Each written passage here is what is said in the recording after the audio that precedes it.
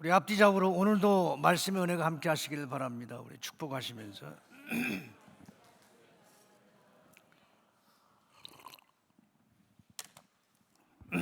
병 중에 가장 무서운 병이 무슨 병일까요? 아주 어리석은 질문입니다만은 치료가 되지 않는 불치병이 가장 무섭습니다. 이제 불치병 중에도 특히 그 생명을 현저하게 단축시키는 혹은 심한 통증을 일으켜서 사회생활을 불가능하게 만드는 불치병이 무섭습니다. 대표적인 것이 암, 그다음에 중풍병, 나병 이런 병들이죠. 그러나 이제 불치병일지라도 다 치명적인 것은 아닙니다.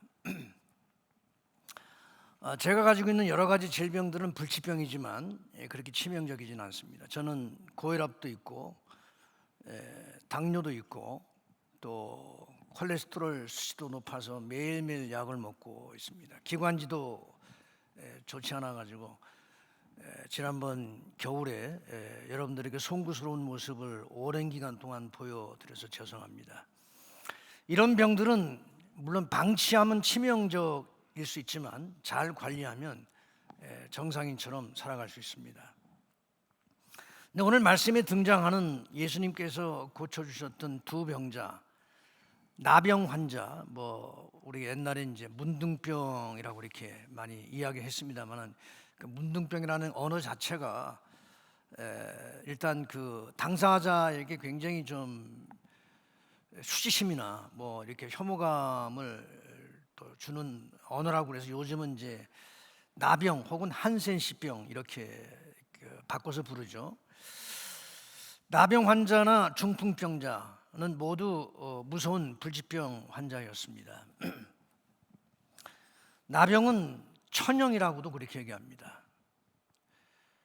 다른 사람들, 특히 가족들과도 함께 살 수 없었습니다. 이들은 일반인들이 사는 마을에서 격리되어 나한 자들만 모여 사는 집단 거주지에서 살아야 했습니다. 오늘날에도 한국의 경우에는, 제가 호주의 경우를 잘 모릅니다. 그럼 한국의 경우에는 나환자들이 나환자촌에 이렇게 격리되어서 살고 있습니다.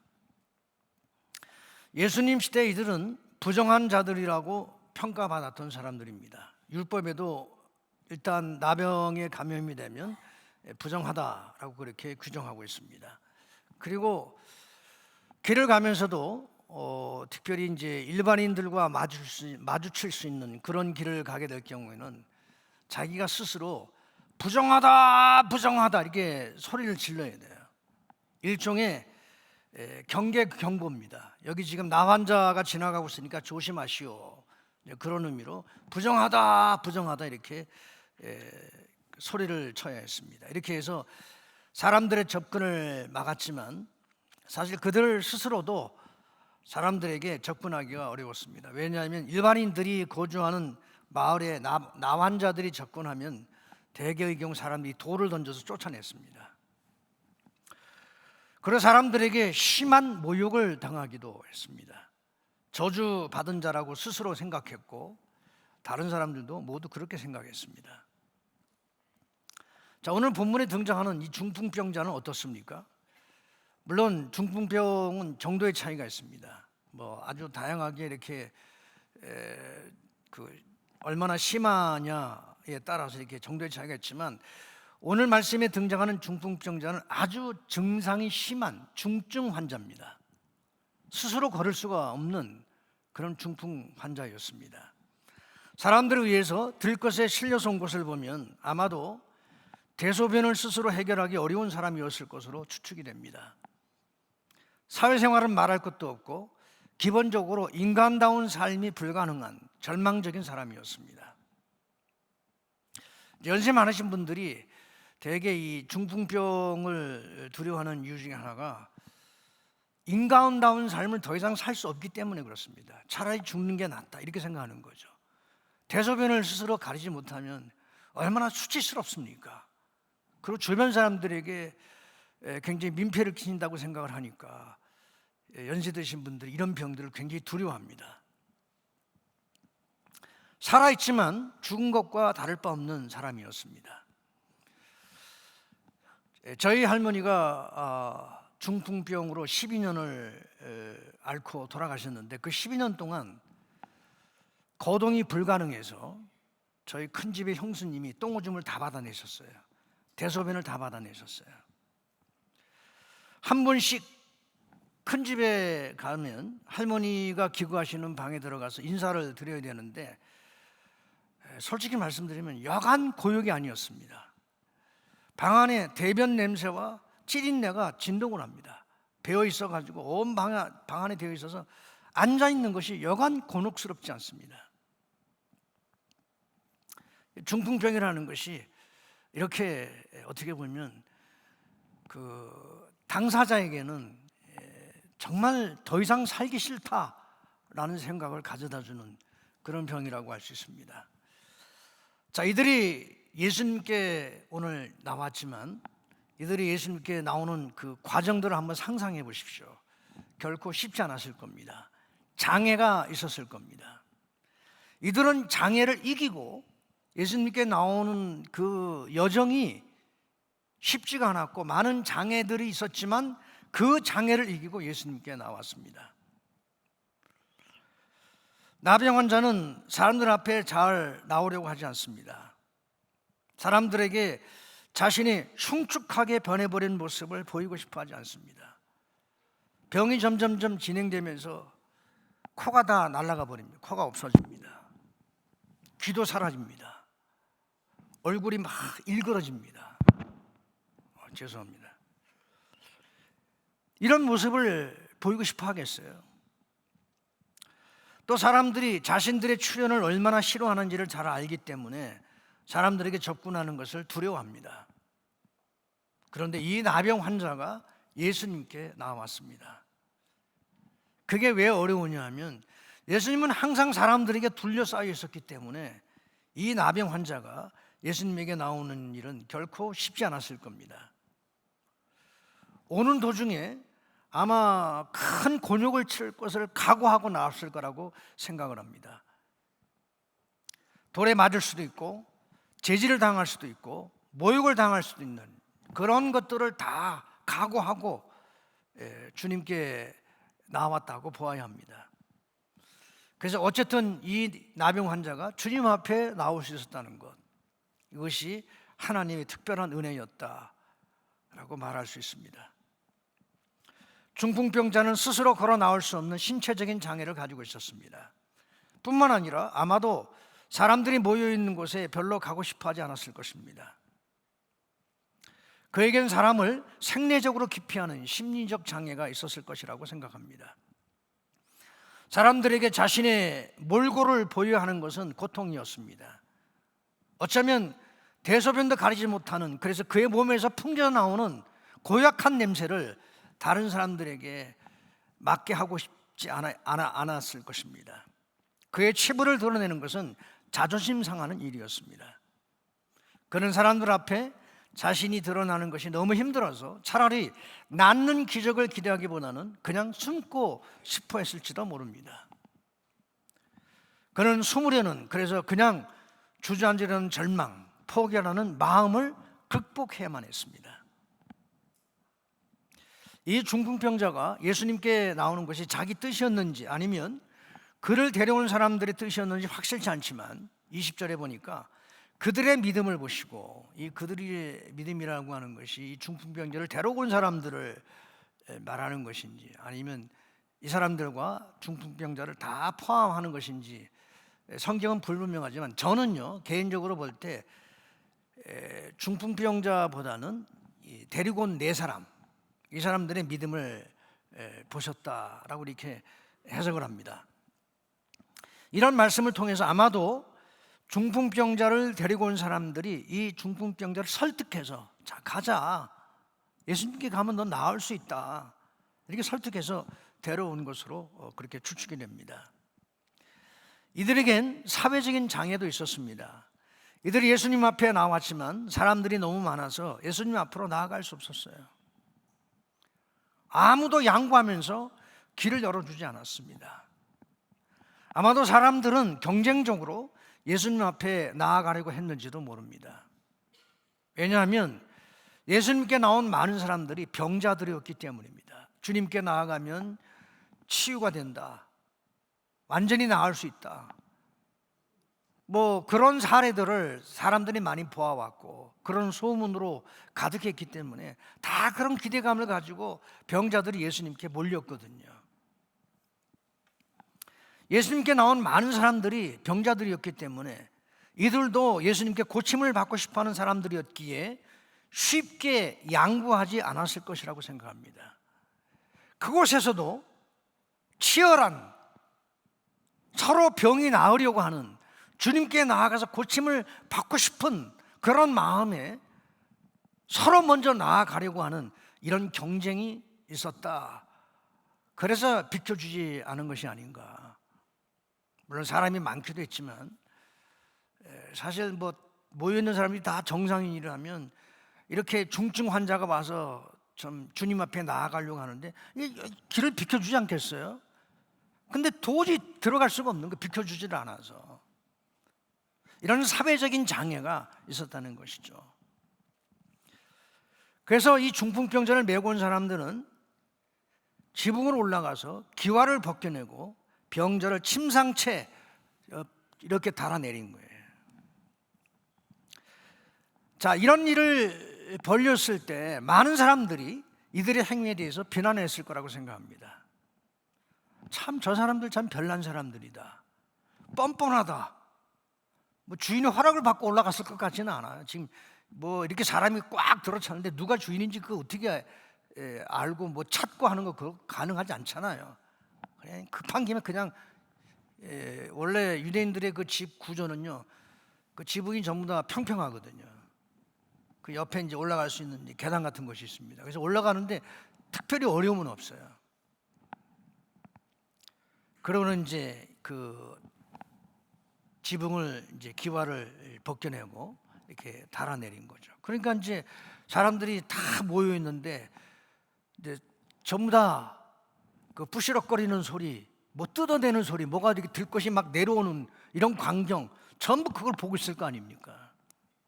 그러면서 아마 많은 사람들이 수군거렸을 것 같아요. 아니 저 사람들 남의 집에 함부로 저렇게 손상을 입히는 저런 무례한 짓을 저렇게 저질러도 되나?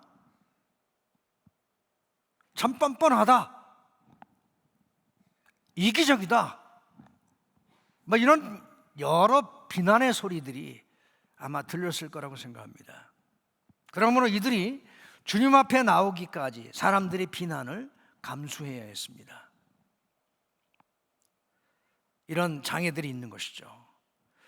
우리가 주님께로 인도하려는 사람들이 아직 믿음이 없는 가족이라든지 친구라든지 이웃들이 주님 앞에 나오는데 여러분 장애가 있습니다. 우리가 예상할 수 있는 장애들, 뭐 이런 장애들이 저는 있을 거라고 생각합니다. 먼저 경제적인 장애가 있을 수 있습니다.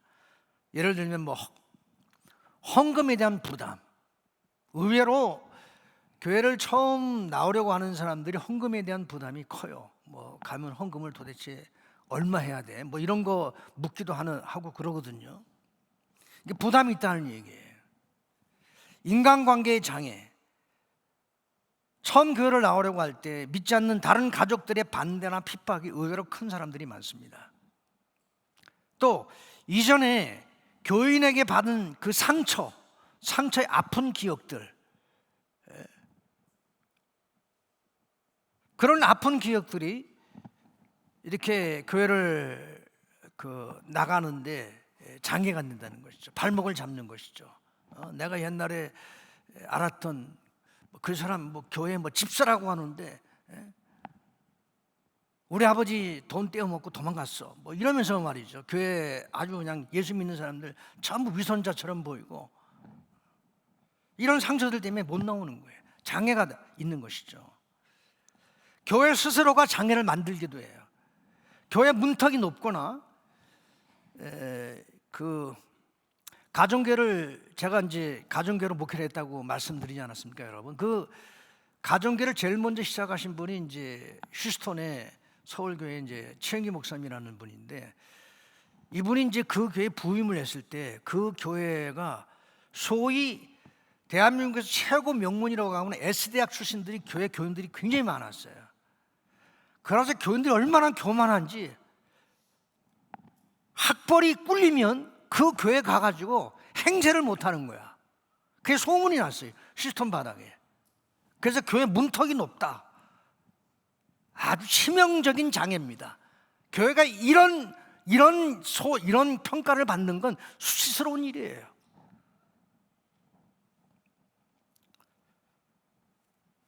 또 새로운 사람들에 대해서 무관심해. 목회를 하면서 그런 경우를 많이 봤어요. 천하보다 귀한 영혼이 한 사람이 교회에 들어오면 서로 관심을 가지고 가서 이렇게 인사하고 좀 어색하지 않도록 안내도 좀 해주고 이래야 되는데, 그냥 꼬다난 보리짝처럼 그냥 한쪽 구석에 그냥 이렇게 방치되어 있는 거예요. 그런 사람들이 그 다음 주에 교회 또 나오려고 하겠습니까? 그 다음에 교회가 일으킨 스캔들. 요즘 교회들이 얼마나 많은 스캔들을 일으키고 있습니까? 이런 스캔들 때문에 사회로부터, 세상으로부터 부정적 평가를 받고 있습니다. 이게 전부 장애물들이에요. 교회에 처음 나오는 사람들에게 예상되는 많은 장애가 있습니다. 교회는, 우리 그리스도인들은 이런 장애에 대해서 민감해야 합니다. 무엇이 장애가 될 수 있는지를 분별력을 가지고 인지할 수 있어야 합니다. 내가 지금 장애를 만들고 있지는 않는지, 내가 지금 장애물을 만들고 있지는 않는지, 내 자신이 장애가 되고 있지는 않는지. 왜냐하면 오늘날의 사람들이 하나님 앞에 나오는데 방해가 되는 장애물들을 교회 스스로가 만들고도 그것이 장애물인 줄을 모르는 경우가 너무나 많아요. 교회가 스캔들을 일으키고도 그것이 스캔들인지를 모르는 것 같습니다. 교회의 도덕적 해이, 집단 이기주의가 그렇습니다. 어떤 의미에서 전도란 이런 장애물들을 제거하는 일이다 라고 말씀을 드리고 싶습니다. 물론 전도는 예수님이 어떤 분이신지를 설명하고 우리의 삶으로 보여주어야 합니다. 그러나 복음을 들은 그들이 주님 앞에 나오는 일은 그들이 감당해야 할 몫입니다. 나병 환자나 중풍병자 모두 예수님의 소문을 들어서 알고 있었습니다. 그렇지만 그들이 소문을 들었다고 해서 소문을 들은 것만으로 치유가 일어나지는 않았습니다. 주님 앞에 나와야 했습니다. 그들이 주님 앞에 나오는 데에는 넘어야 할 여러 장애물들이 있었어요. 누구든 하나님께 나오는 길이 순탄하지 않을 것이라고 생각합니다. 왜냐하면 사탄은 사람들이 하나님께 나오는 것을 결코 쉽게 허용하지 않기 때문입니다. 이런저런 장애물들을 가져다 놓고 어떻게 해서라도 하나님께 나아가지 못하게 합니다. 그런데 이러한 방해 공작은 믿음 없는 불신자에게만 하는 것이 아니라 이미 믿고 있는 우리에게도, 우리의 신앙 여정에도 이런저런 장애물들을 설치해 놓고 하나님께 나아가는 것을 끊임없이 방해합니다. 그래서 이렇게 말할 수 있어요. 우리의 신앙 여정은요, 장애물 경기와 같습니다. 여러분 장애물 경기 잘 아시죠? 계속 장애물들 뛰어넘어야 돼요. 피할 수 없는 장애물들이 기다리고 있습니다. 그리고 앞으로 나아가려면 그 장애물들을 뛰어넘어야 돼요. 그래야 앞으로 나아갈 수 있는 거예요. 지금 우리 앞에 분명히 장애물이 있습니다. 우리 시드리 중앙장로교회 앞에 분명히 장애물이 있습니다. 이 장애물이 뭔지 먼저 아셔야 돼요. 장애물의 실체가 뭔지 아셔야 돼요. 자신의, 그리고 우리의 신앙의 경주를 방해하는 장애물 혹은 장애가 무엇인지도 모른다면 더 이상 신앙의 전진을 기대하기 어렵습니다. 많은 경우에 우리의 신앙의 전진을 방해하는 장애물은 바로 나 자신입니다. 나의 교만, 나의 욕심, 탐욕, 나의 무지, 나의 게으름, 나의 이기심, 나의 강팍함과 완악함, 이런 것들이 내 신앙의 전진을 방해하는 데 그치는 것이 아니라 다른 사람들의 신앙의 전진을 방해하는 장애물이 된다는 사실을 기억하십시오. 두 번째, 이런 장애물들은 오직 믿음으로만 이길 수 있습니다. 본인이나 다른 사람의 믿음이 이러한 장애를 극복하고 예수님께 나아가게 합니다. 그래서 공동체가 중요한 거예요. 혼자 믿는 게 아니라 같이 믿거든요. 내 믿음이 약하면 나와 교제를 나누는 다른 사람들의 더 강한 믿음이 나의 장애물을 뛰어넘을 수 있도록 역사하는 힘이 있다는 사실을 기억하시기 바랍니다. 나병 환자는 많은 어려움을 극복하고 예수님께 찾아왔습니다. 예수님을 찾아오다가 사람들에게 공격당할 가능성이 있음을 그 스스로 알고 있었습니다. 아마도 그는 이런 생각을 했을 것입니다. 주님 앞에 나아갈 수만 있다면 돌에 맞아도 좋다. 그런 믿음으로 그는 예수님께 기꺼이 찾아왔습니다. 그리고는 얼굴을 땅에 대고 엎드려 간청했습니다. 주님, 하고자 하시면 나를 깨끗하게 해 주실 수 있습니다. 그에겐 믿음이 있었습니다. 예수님께서 자신을 낫게 하실 수 있다는 믿음이 주님께 나오는 길이 쉽지 않지만 많은 장애들이 있었지만 그 장애를 뛰어넘을 수 있도록 주저하지 않고 포기하지 않고 주님께 나아가게 한 것입니다. 중풍병자에겐 그를 메고 온 사람들, 믿음의 사람들이 있었습니다. 그들은 중풍병자의 발이 되어 주었습니다. 뿐만 아니라 이 사람들은 중풍병자를 위로하고 격려했을 것입니다. 숨고 싶어하는 많은 사람들이 모여있는 곳에 자신을 드러내고 싶어하지 않는 그를 설득하면서 그를 위로하면서 주님께 나아가면 당신의 병이 치유된다, 고침을 받을 수 있다, 그렇게 격려하고 위로했을 것입니다. 한 사람을 주 앞으로 인도하는 일이 쉽지 않습니다.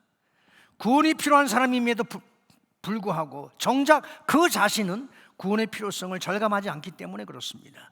그런 사람들을 주께로 인도하는 일이 쉽지 않습니다. 지속적인 섬김과 수고와 격려가 필요합니다. 때로는 무시를 당하는 것 같은 그런 마음이 들기도 하지만 여러분, 그런 경험 해보신 분들이 많을 거라고 생각해요.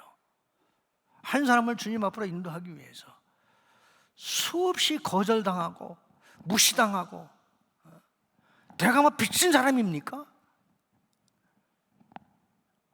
내가 꼭 빚진 사람 같아. 어떨 때는 저 사람한테 빚진 사람 같아. 그럼에도 불구하고 어떻게 하든지 그 사람을 주님께로 인도해야 되겠다는, 그 사람 주님 앞에만 나오면 하늘의 복이, 영생의 복이, 새로운 피조물되는 복, 새로운 피조물 되는 복이 그에게 임하는 것을 확신하기 때문에 때로는 무시를 당하고 헛수고하는 것 같고 밑빠진 독에 물 붓는 것 같지만 지속적으로 섬기고 찾아가고 사랑하고 이렇게 해서 한 사람을 주님 앞으로 인도할 수 있는 겁니다. 우리 주변에 많은 사람들이 주님 앞에 나아가는데 어려움을 겪습니다. 그 중에 하나가 자신의 문제를 드러내는 일입니다. 사람들은 주님 앞에 나아가 자신의 문제를 드러내고 고침을 받기보다는 다른 사람들에게 자신의 문제가 알려지는 것을 더 두려워합니다. 특별히 셀 안에서 무슨 나눔을 할 때 더욱 그렇습니다. 셀 안에서 이렇게 나눔을 하면서 자신의 문제를 드러내는 것을 두려워하고 숨기고 감추고 이러면요, 아무런 유익이 없어요. 그냥 시시콜콜한 신변 이런 잡기들, 이런 것들만 얘기하고 끝나는 거예요. 그러니까 아무 유익이 없어요. 환자가 자기 병을 숨기면 치료받을 수 없는 것처럼 우리의 문제를 숨기고 있으면 치유받는 것이 어렵습니다. 개인적으로는 마찬가지예요. 우리가 주님 앞에 나와서 정말 정직해지고 솔직해지고 우리의 가면을 벗고 유혹의 욕심을 따라 썩어져가는 구습을 쫓는 옛사람을 벗어버리고 주님 앞에 나아가야 되거든요. 어떤 경우에는 주님 앞에 나아갈 때도 뭔가를 자꾸 감추고 두르고 이러고 나가는 경우가 있어요. 제가 전에 한번 이야기를 한 적이 있습니다만은 실제로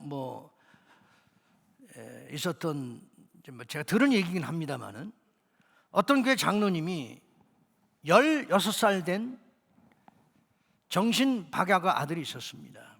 근데 태어나는 그 순간부터 16년 동안 자신에게 그런 아들이 있다는 사실을 숨기고 있다가 16년 만에 그게 드러난 거예요. 그러니까 교회에서 문제가 됐어요. 일단 정박 아들이 있다는 사실을 16년 동안 숨기고 산 장로님이 이해가 되지 않습니다. 이 장로님은 자신의 아들이 밝혀져서는 안 되는 자신의 치부, 수치라고 생각했던 것 같습니다. 그 다음 왜 이 장로님에게 이런 아들이 있는 것이 교회에서 문제가 되는지 이해할 수 없습니다. 장로에게 정박 아들이 있으면 안 됩니까? 그러면 장로 자격이 없는 것입니까? 왜 그것이 문제가 되어야 합니까? 교회에서 왜 이런 일이 있습니까? 교회에서 왜 그것을 문제로 삼습니까? 자녀는 장애가 있든 없든 상관없이 모두 하나님이 주신 선물이에요. 많은 부모들이 장애가 있는 아들로 인해서 하나님의 은혜와 사랑을 더욱 깊이 깨닫는다고 합니다. 서울에 그 장애학교, 제가 이름을 은혜 무슨 이렇게 학교 하러 가는 그런 그 장애아들 학교가 있는데, 그 부모님들의 그 이렇게 간증들을 들어보면 이구동성으로 이렇게 공통적으로 나오는 간증이 이런 간증이에요. 하나님 앞에서 내 간절한 바람은 내 아이보다 내가 하루를 더 사는 겁니다. 그런 간증들을 하거든요. 그들에게서 장애를 가진 아들을 사랑하는 이런 마음을 이렇게 가질 수 있었던 것, 하나님의 은혜라는 것입니다. 왜냐하면 자기도 영적 장애를 가지고 있는 사람인데 하나님과 원수되었던 사람이고 죄인 되었던 사람이었잖아요. 하나님 입장에서 우리는 전부 다 장애인들이에요. 장애를 가지고 있는 우리를 사랑하시는 하늘 아버지의 사랑을 생각하니까 장애가 있는 자기 아들이, 자기 자녀가 너무 불쌍하고 긍휼히 여기는 마음이 생길 수밖에 없고, 정상적인 다른 아들보다 더 껴안아주고 더 위로해주고 더 격려하고, 너는 잘만한 가치가 있다, 나는 너를 사랑한다, 이렇게 될 수 있는 게 하나님 때문이라는 거예요.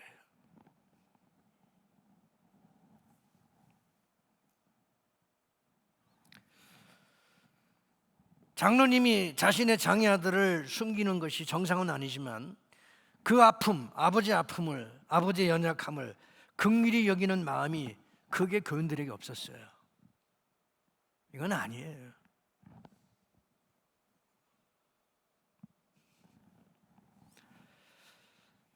사람들이 너무 많아서 예수님 앞에 나아가는 것이 어려웠을 때 중풍병자를 메고 온 사람들은 큰 장애물을 만났습니다. 앞으로 더 이상 나갈 수 없었기 때문입니다. 이런 경우에 보통 사람들은 포기하게 됩니다. 사실 할 만큼 했다고 할 수도 있습니다. 여기까지 왔으니, 침상을 메고 여기까지 왔으니 우리는 할 만큼 했다. 근데 더 이상 어떻게 할 수 없지 않느냐. 그 다음 수순으로는 다음에 오기로 하고 돌아가든지 집회가 끝나도록 기다리든지 해야 하는데, 사실 이 집회가 언제 끝날지는 아무도 알 수가 없는 겁니다. 뭐 환자들 한두 명도 아니고 뭐 밤을 꼬박 샐 수도 있는 뭐 그런 상황이거든요. 그래서 아마도 다시 오기로 하고 돌아가지 않았을까 하는 생각이 듭니다. 그러나 중풍병자를 메고 온 사람들은 포기하지 않았습니다. 그들에겐 예수님께 나아가면 반드시 고쳐주실 것이라는 믿음이 있었기에 포기할 수 없었습니다. 믿음은 사람을 적극적으로 만듭니다. 보통 사람의 생각을 뛰어넘습니다. 소위 상식을 뛰어넘는 생각을 하고 그 생각을 행동으로 옮깁니다. 지붕으로 올라가서 기와를 벗기고 침상을 달아내릴 생각은 보통 사람이 생각할 수 있는 아이디어가 아닙니다. 그렇다고 이 사람들이 평상시에 무슨 비상한 기상천외한 생각들을 하는 특별한 사람들은 아니었다고 생각합니다. 그냥 보통 사람들이에요. 근데 믿음이 있으니까 믿음이 있으니까 이런 장애가 닥쳐왔을 때, 장애에 부딪혔을 때 그냥 보통 사람들처럼 생각하지 않고 믿음으로 생각하는 거예요. 믿음으로 생각하는 것입니다. 믿음이 분명하면 보통 사람일지라도 이런 특별한 생각을 하게 되는 것입니다. 특별한 행동을 하게 되는 것입니다. 믿음 없는 사람이 생각하지 못했던 것, 행동하리라 기대하지 않은 행동들을 하게 되는 것이죠. 이게 바로 믿음의 힘이에요. 믿음의 힘은 역사하는 힘이 있습니다. 믿음은 역사하는 힘이 있습니다. 저는 여러분들에게 이런 믿음이 있기를 간절히 소원합니다. 마지막으로 세 번째, 주님은 치유사역을 통해서 진정한 회복을 보여주십니다. 주님 앞에 고침을 받으려고 나온 나병 환자에게 손을 내밀어 그에게 그 환부에 손을 대시고 깨끗하게 되어라 하고 말씀하셨을 때 나병이 그에게서 떠나갔습니다. 나병은 전염병입니다. 그리고 유대인들의 율법, 구약의 율법에 의하면 그 병은 부정한 병이어서 환부에 손을 대거나 접촉이 되면 그 순간 그 사람도 같이 부정하게 됩니다. 그런데 예수님은 그런 것들을 개의치 않고 그에게 손을 대서, 사실 말씀만 하셔도 얼마든지 고칠 수 있는 그런 전능하신 분이시거든요. 손을 대지 않고 그냥 네 몸에서 나병이 떠나갈지어다 말씀하시면 나병이 다 치유가 됩니다. 그런데 굳이 그 환부에 손을 대시고 이렇게 고쳐주신 이유가 뭘까요? 내가 너를 사랑한다. 이제까지 나병 환자로 살면서 얼마나 비참한 삶을 살아왔겠어요. 가족으로부터 버림받고 나 환자 초원에서 그들과 그저 오늘 내일 언제 죽을까, 죽을 날을 기다리면서 살았던 아무 소망 없는 그가 얼마나 불쌍하고 얼마나 힘들고 고통스러운 삶을 살았을까를 생각하니까 너무 마음속에 긍휼과 자비가 막 넘쳐나시는 거예요.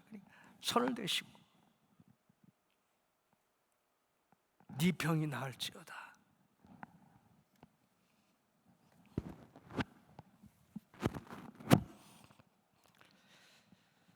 뿐만 아니라 제사장에게 나은 몸을 보이고 모세가 명한 대로 예물을 드려 사람들에게 증거를 삼으라고 하셨습니다. 이것은 이스라엘 공동체에 정상적으로 복귀하는 것을 알려주신 거예요. 아무도 이 사람을 친절하게 대할 수 없다는 것을 아시고 주님이 어떻게 다시 이스라엘 공동체 안으로 정상적으로 복귀할 수 있는지를 알려주신 거예요. 제사장에게 찾아가서 네 몸을 보이고 예물을 드려서, 다시 한번 제물을 드려서 다시 정상적인 생활을 해라, 이렇게 가르쳐 주신 겁니다.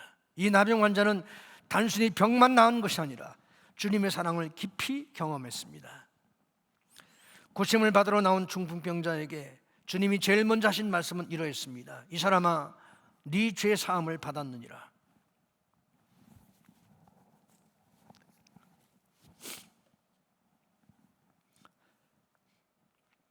중풍병자는 병을 고치려고 주님 앞에 나왔습니다. 그는 죄를 사함받는 것에 대해서는 전혀 생각하지 않았습니다.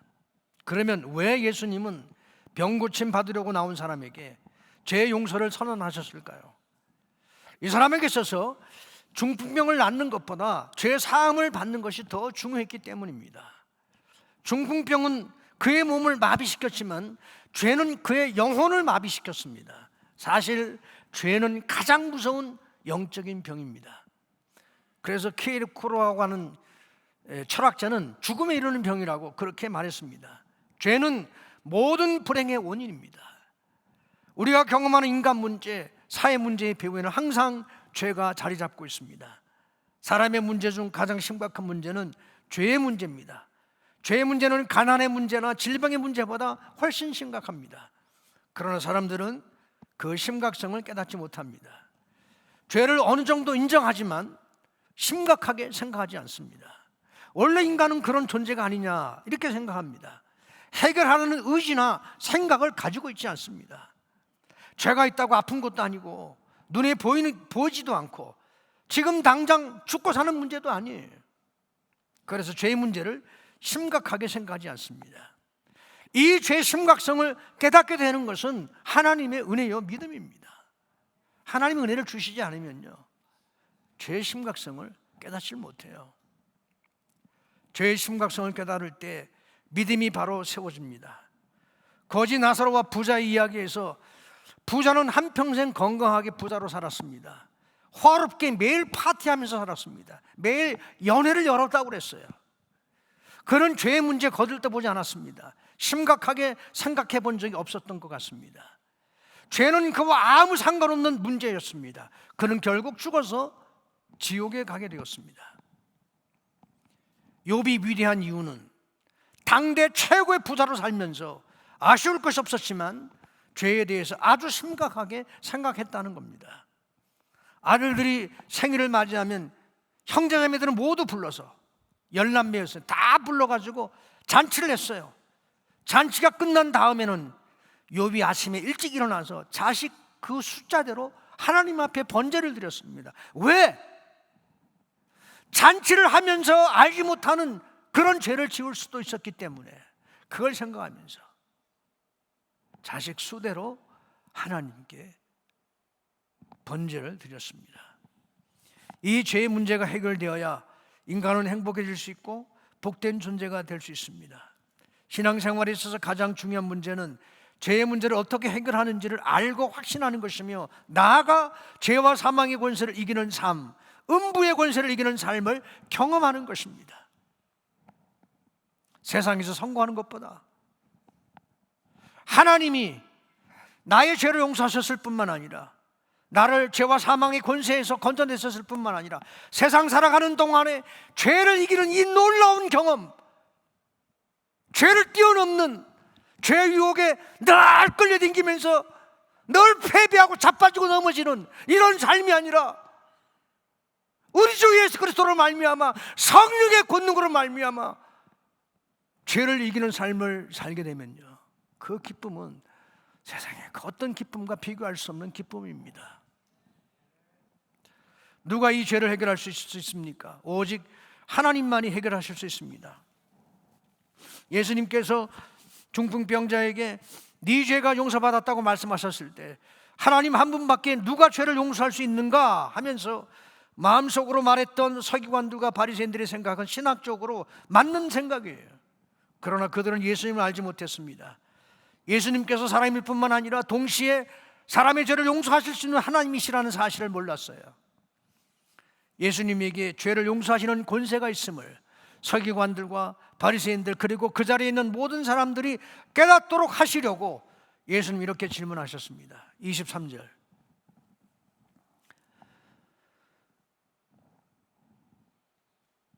다 같이 읽겠습니다. 시작. 네 죄 사함을 받았느니라 하는 말과 일어나 걸어가라 하는 말이 어느 것이 쉽겠느냐. 이런 질문은요 답을 요구하는 그런 질문이 아니에요. 그래서 이런 질문을 수사학적 질문이라고 얘기합니다. 어느 것이 더 쉽겠느냐, 둘 중에 어느 것이 더 쉬운지 한번 답을 찾아내봐라, 그런 질문이 아니란 얘기예요. 예수님은 중풍병자를 고치심으로써 예수님에게 죄를 용서하는 권세가 있음을 사람들에게 알게 하시고 믿게 하셨습니다. 중풍병자를 낫게 하는 것도 죄를 용서하는 것도 사람의 힘으로는 할 수 없는 일들이에요. 그런데 중풍병자를 고치는 것은 보여줄 수 있는 일이지만 죄를 용서하시는 것은 보여줄 수가 없잖아요. 죄가 용서받았는지 사함받았는지 그 눈에 보이질 않습니까? 그래서 중풍병자를 고쳐주시는 기적을 보여주심으로써 예수님 당신에게 죄를 용서하시는 권세가 있으심을 나타내 보이신 겁니다. 주님은 우리 인간의 모든 불행과 비참의 원인인 죄를 해결해 주실 뿐만 아니라 인간의 육체적 장애가 가져오는 고통과 아픔에 대해서도 무한한 긍휼과 자비를 베푸시는 분이십니다. 결코 영적인 문제만 중요하다고 생각하시지 않습니다. 우리의 고통이 연약한 육체를 통해서도 오는 것을 아시는 분이세요. 그 고통과 아픔이 육체적인 것이든 정신적인 것이든 영적인 것이든 주님은 고쳐주시기를 원하십니다. 그래서 각색 병든 자들에게 치유의 은혜를 베푸셨고 귀신을 쫓아내셨으며 죄를 사하셨습니다. 그리고 이것을 온전히 이루시기 위해 십자가에서 피를 흘리셨습니다. 십자가의 피는 우리를 치료하는 능력과 기적을 가지고 있습니다. 동의하시면 아멘. 어떤 의미에서 누구나가 주님 앞에 나오는데 장애가 있습니다. 그러나 그 장애를 극복하고 주님 앞에 나오면 주님의 용서와 치유가 있습니다. 모든 사람에게 죄로 인한 고통이 있고 또 어떤 사람에겐 고통 가운데 신음하게 하는 육체 질병이 있고 풀어야 할 문제들이 있습니다. 그런데 주님에게 답이 있습니다. 사람은 누구나가 주님의 용서와 치유를 필요로 합니다. 이 용서와 치유의 은혜가 장애를 극복하고 주님께 나오는 모든 이들에게, 모든 죄의 백성들에게, 여러분들에게 함께 하시기를 예수님의 이름으로 축원합니다.